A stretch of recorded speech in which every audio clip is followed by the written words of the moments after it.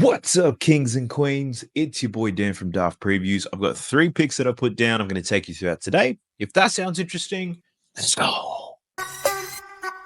Sub to the channel cause your boy's getting busy. Coming to your line from the west side of Sydney. We've got the free picks and the juice and the daily. It's all free, you don't even have to pay me. Firstly, I apologize for not getting any content out to you guys yesterday. A little bit of load management was required. Been tired as hell lately, so I missed it. Put out some free picks on Winnable. Those picks weren't the best. Overall, things were quite good. Let me show you. VIP went up 13.6 units yesterday. It was a pretty decent day, and I'll be honest, I was a little bit worried because I put out a little bit of volume on a large slate, put 9 straight picks down, did go 7 and 2 of those, so 4.4 units up on the straight picks. Unfortunately, the 2 losers I did put out in the free section. Well, let's talk about it. James Harden took him over 9.5 assists, and I cannot explain for the life of me why this lost. I didn't watch this game. I don't know if the potential assists were there, but all the research made sense. Upon reflection, if I had to bet it again, I would bet it again. So that one sucked. Jared Allen, I took him for a double-double. That was a bad read. I was thinking Donovan Mitchell's not in. The game should be close. The spread was tight. If Allen plays 30 minutes, this is money, but he didn't. His last bit of rotation in the fourth, that didn't happen. So only played 3 quarters of that game and didn't get close to that double-double. So that one sucked. But did hit on Tyrese Halliburton double-double. That one made me sweat like crazy. Really slow start. Got back in. I don't know why he got back on, but I don't know. Maybe a bit of stat chasing here. Got back in, got his 10th assist, and then got the hell out of the game. But I'll take it. Terrence Mann over 7.5 points. I did like the read here. He got this done despite shooting 1 from 5 from deep. Really should have scored a lot more than 9 points, but we'll take the win. Bogdanovic over 11.5 points. Happy with that one. Third quarter cash. Thankfully, he didn't score at all in the fourth quarter despite playing 6 minutes. Stephon Castle over 28.5 PRA. I said lucky, and I say lucky because the Hornets absolutely punished the Spurs. Stephon Castle barely saw any rebounds or assists. Luckily, he scored enough points to pretty much cover this whole thing. What's unfortunate about this is I know that the line did move to 29.5, so some people weren't lucky. They got hooked. So I wasn't overly happy with the read. Points definitely the way there. So I think one thing to keep in mind is if I ever look at a PRA, I think points is also a really good pivot too. Malik Monk took him over 22.5 points and assists. I was happy with the read here. And the reason why I say that is because Malik Monk sucked today. Like he played pretty bad, but he did lead the team in shot attempts or a whole lot of minutes. So the opportunities were definitely there. Despite playing bad, he still cashed. What's unfortunate is there's another line that moved to 23.5. So a lot of people got hooked on that too.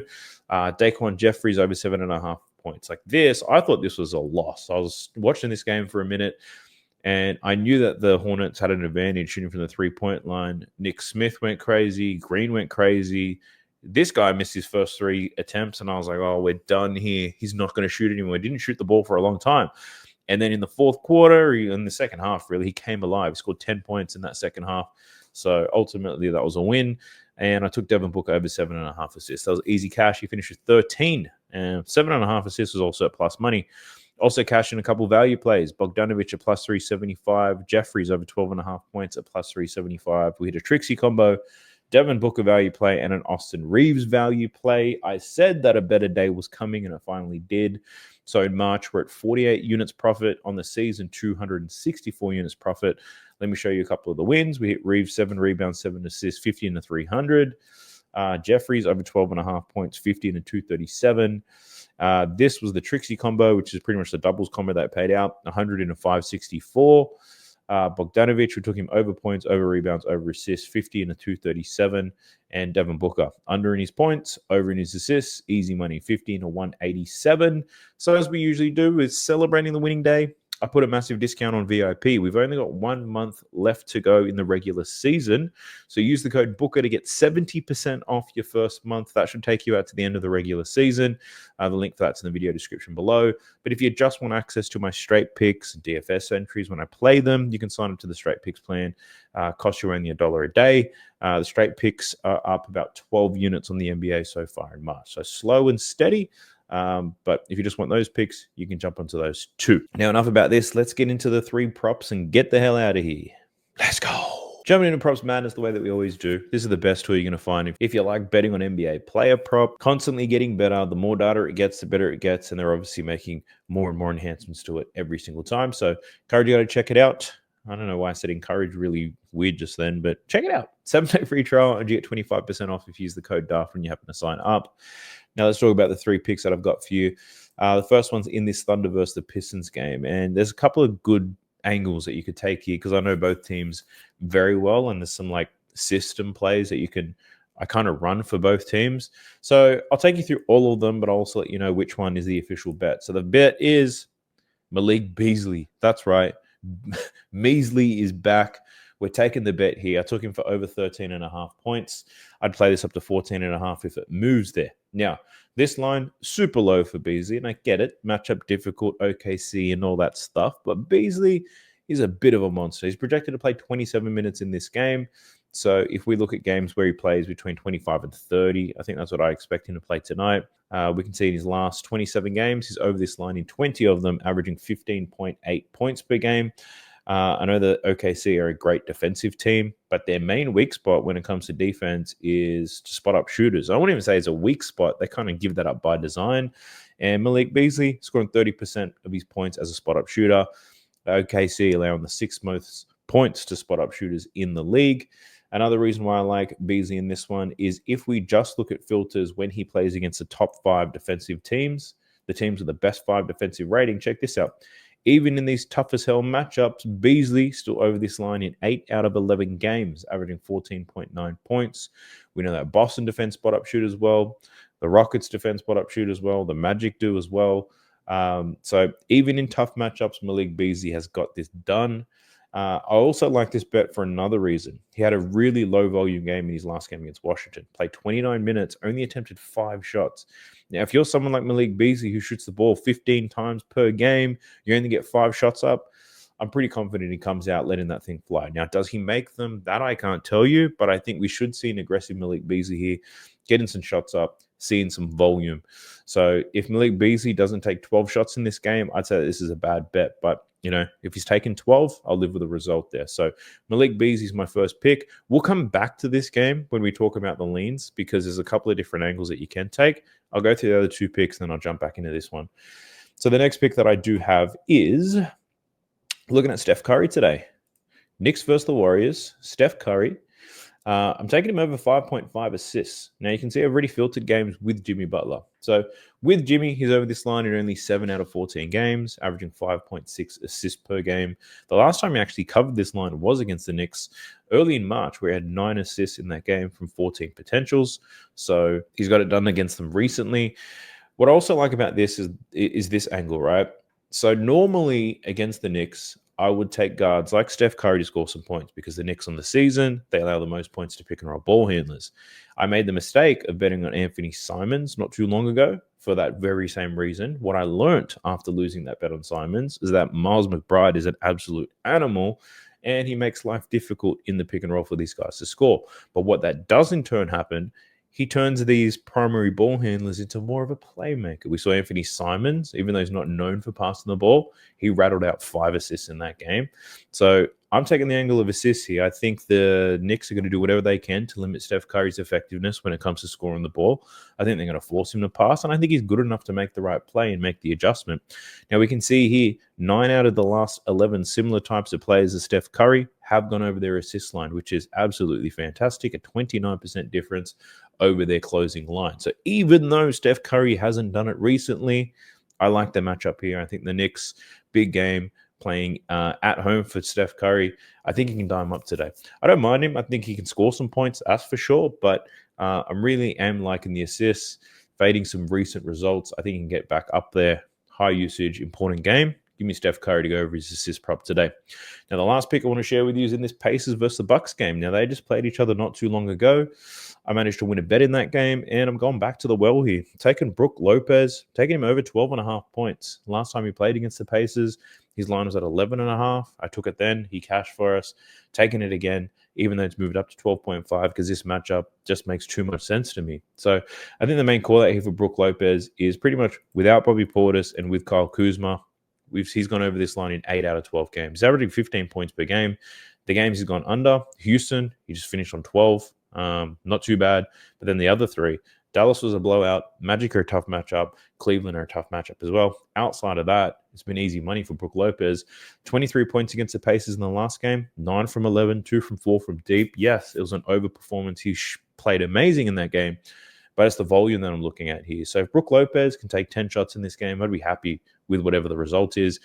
I'm pretty confident the Indiana Pacers are going to do what they have been doing against Giannis. They're just going to wall up. They're going to sell out. They're going to do everything to stop that man from dunking the ball every single time he brings the ball up the court. And the man that's usually left open here is Brook Lopez. It's either going to be Brook Lopez or it's going to be a Torian Prince or somebody like that. But Brook Lopez playing 30-plus minutes. Not only will he be open when Giannis drives, he'll always be open when Dame decides to attack and pick and roll. Brook Lopez is going to be that guy. And he's been playing extremely well. He's been seeing the volume. I like it. 12.5 points. We've got a 5-point spread here. Game should be close. He'll get his minutes, provided he gets 10 to 12 shots. Be really happy with Brook Lopez in this one. Pump with the brakes real quick to ask you guys to like the video, subscribe to the channel because your boy's getting busy. Turn on the notifications so you don't miss a video, so you don't miss this live stream.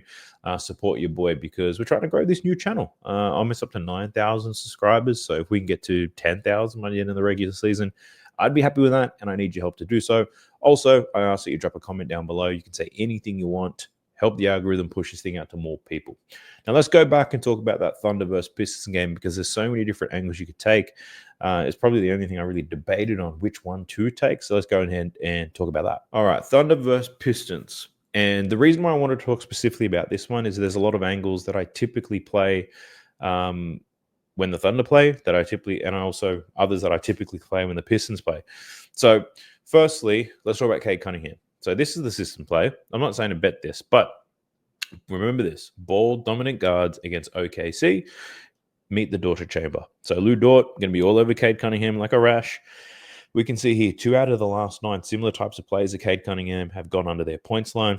Cade been playing amazing as of late. He's gone over this line in 6 consecutive games. He is balling right now, but he's about to meet Lou Dort.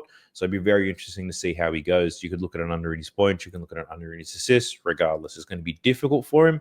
That's something that I'd normally play straight away. But there were a lot of system plays that came at the same time. Malik Beasley is another one. Spot up shooters against OKC. Just go straight to it because the thought process is they're going to shut down Cade Cunningham. Malik Beasley is going to get more volume. Right? The other one is Jalen Duren. Basically, rebounding centers against OKC, you want to take them. Another thing is Jalen Duren, if he's going to play close to 30 minutes, you want to take him for rebounds because it doesn't matter what the matchup is, provided he's playing 30 minutes, he's got a really good chance to get the boards here. And this game should be close. The spread is only 6 points. Should be close, provided Jalen Duren stays out of foul trouble. I like him to get some boards today. So they're the ones from the Pistons. Now we go to the OKC side of things. And the Detroit Pistons, pretty bad against pick-and-roll ball handlers and players who like to score above the break, and that immediately points to Shai Gilgeous-Alexander. His points line is 34.5 in this game and probably closes at it's 35.5 on some books. So it's going to be super high, but it makes sense. No Chet, no J-Dub, and he's got a great matchup to score some points today. SGA, if you're man enough to take a line that high, go ahead and take it. But yeah, a whole lot of different angles. I wasn't sure which one to take, but I think Beasley makes the most sense to me right now. It's more than just a system play. We're also getting him off the back of a really low volume game. And we also see a really low line that he's been able to hit many times before. So we'll see what happens. So if you're interested in seeing all my plays, obviously check out VIP or just get the straight picks. Like I've been putting more plays out in the morning when I wake up. Opposed to right now, the night before when I do my YouTube videos, purely because the lineups are clearer. But also what I have noticed is a lot of the projection websites that I use to look at minutes and stuff like that, those projections change as the lineups change. So a lot of the time, if I make the bets really early and then I check in the morning, a lot of the projections do change. As of late, my probably morning plays are performing slightly better, but the research remains exactly the same. It's just the projections change, and that suddenly changes who looks good and who doesn't. So, but if you're interested in checking all that out, VIP stuff, it's all in the video description below. You can do the VIP stuff with a massive discount for at least 1 month. For those of you who have sports books that you use same game multis, that's probably best for you. But then for those of you who just want to bet straight, that's fine. You can jump into the straight picks, been pretty profitable. Hitting straight picks at like 58.5% so far in March. Like I said, 12 units up. So if you do all the betting the right way, then at least you'd be happy with that. It's only $1 a day. So go ahead and check it out. But the last thing I'll ask you to do, if you haven't already, is I will ask you to follow me on Twitter, X, or go follow me on Instagram. And the whole reason why I ask you to do that is I typically don't use X. I don't use Instagram too often. But upon reflection and almost losing my original YouTube channel, I thought to myself, if I get banned on YouTube, how am I supposed to interact with the people that support me and the people that like my content? And it's like, I need to pivot. I need to be in more places. So I ask that you follow me on X, follow me on Instagram. I'll leave links to that in the video description below as well. I don't know what I'm going to post in there. I just know that I have to post something to make sure that my presence is being felt somewhere, right? So I ask that you do that. But best of luck at the end of the day. I hope you guys absolutely cash the hell out. I want you guys to win as much money as you possibly can. I'll catch you in the next one. Best of luck. Peace. Sub to the channel cause your boy's getting busy. Coming to you live from the west side of Sydney. We've got the free picks and the juice on the daily. It's all free, you don't even have to pay me.